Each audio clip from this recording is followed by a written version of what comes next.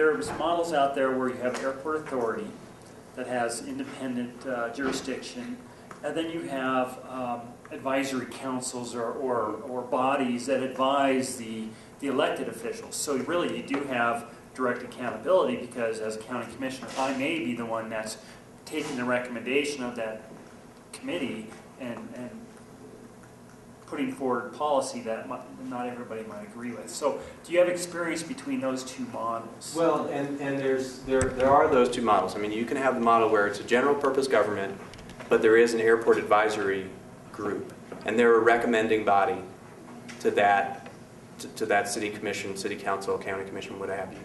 And you can structure that advisory body however you want. Historically, those advisory bodies, when structured correctly, can be very, very effective, particularly on local issues like noise and environmental impacts and things like that. And the SFO roundtable is, held up as kind of the preeminent example of a roundtable advisory body that really works.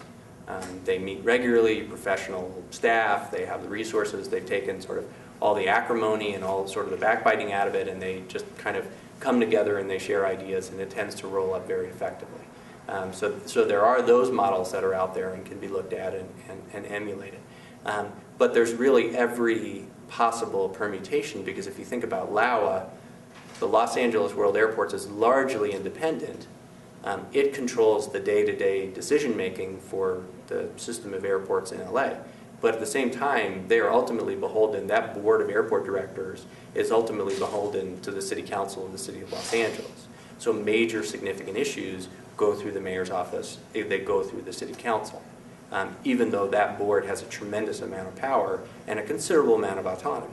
So I guess in answering your question, I want to make clear that it's not as if it's sort of an either or, where you have a general purpose government and advisory body and it rolls up, or you have an airport authority and that's what they do. I mean, there's every reason to believe that you can structure something that fits your particular circumstances quite well.